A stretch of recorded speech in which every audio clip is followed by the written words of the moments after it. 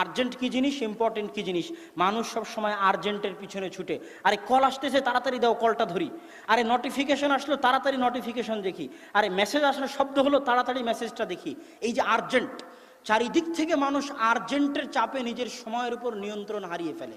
জি না, মেসেজ আসতেছে আসুক, নোটিফিকেশন বাজতেছে বাজুক, মোবাইলে কল বাজতেছে বাজুক, আপনি সবসময় ভাববেন এটা ইম্পর্টেন্ট কিনা, গুরুত্বপূর্ণ কিনা, এই কাজটা আমার প্রয়োজন কিনা, এই কাজটা আমার লাভ দিবে কিনা, উপকার দিবে কিনা। তাহলে আপনি সময়কে নিয়ন্ত্রণ করতে পারবেন।